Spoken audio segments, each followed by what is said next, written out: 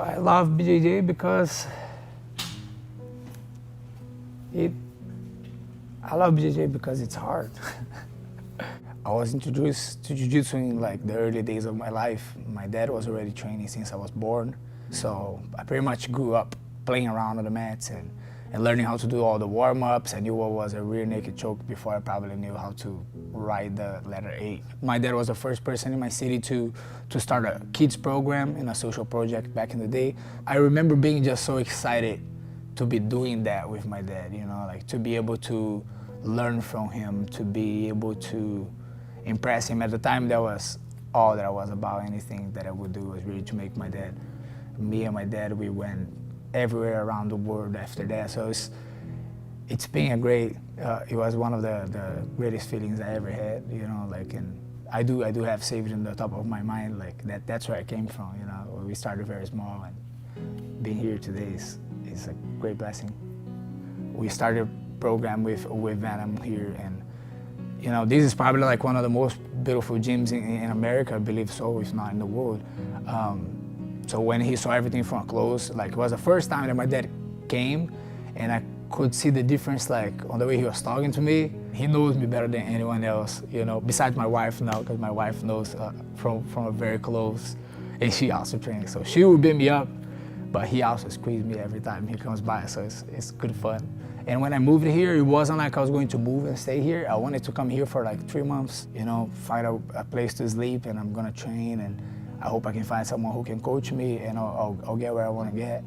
And that's how I ended up in Vegas, met my wife, never went back home. I came here with $400, and those $400 went away very fast, and my wife really, you know, I'm not shy to say that, she helped me a lot, and we drilled a lot, we dreamed together.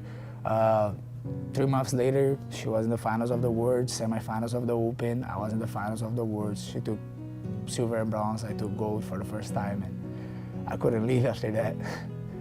Once you start achieving things that you always wanted to achieve, it gets harder and harder to get to that feeling again, you know, because whenever you have a first, anything that is a first always is like that.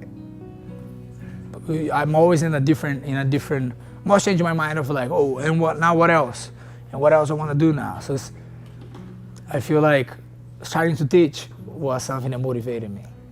It's very similar and completely different. So it's like they will watch me competing. They watch me competing all the time, and they will copy my stuff. And I think it's super sick. Like when I watch that, it's super cool to see the kids trying to do cartwheels and stuff. But what really makes me happy is when they actually hit those super basic moves that we work daily, and then within a month or so, you see them actually using those things, you know. So when they listen, it's really like, anytime they listen and they use the move or the move of the day, those are the moments that I'm always excited to see, you know. It's not really the impressive moves or the flying armbursts. Competing more no-gi motivated me. Coming back to the gi and having to catch up to everything that I left behind for a bit, and then having to, you know, like look at the situation, but like, you know what, I'm not gonna give myself excuse. I'm gonna train as hard as I can. I'm gonna fight as hard as I can. We have 95% of jiu-jitsu training in the gi. You know, we have 5% of jiu-jitsu training in no gi. Things are changing, man. I feel like the younger guys coming up, not just me, but like people like Canuto Duarte, Mikey Musumeci, they are pushing the pace. They are making the thing look good, you know, and that's all. That's how we can know where things are heading to, you know. And we feel like we're heading in a good place, but let's make it happen. Let's show you guys why the gi. Let's make the gi great again. You know, you cannot run away from it. That's why I feel like people cannot stop. If you have that mentality of overcoming the situation, you will always be motivated, you know. You can't find a reason for motivation. You want to find an excuse, you're always going to find one. So I'm 23 years old. This year I'll be turning 24, but I've been training forever, I feel like, at least, like since I was born on. So I want to be a world champion, right? But we have so many world champions out there. So many people have done. I want to make a difference.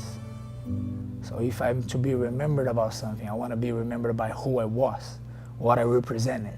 An organization that will help kids to never have to struggle like I struggled growing up in my head and being like, oh, this might be my last shot. I don't have money to go to the United States all the time to compete.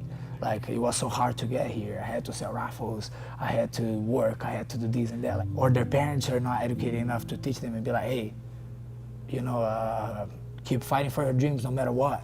They'll be like, hey man, you better start working and help me to pay the bills, you know? And then that's when people stop, and I don't feel like that's fair, because we only live once. And you only have like so much time to live from sport. So the reason why I love Jiu-Jitsu is because it's something so cool to do, and at the same time, something really hard to do. And anything that I learned on the mats, I can definitely translate to outside, you know. I do believe in God, and I feel like Jiu-Jitsu helped me, is the way that God chose me to learn about life.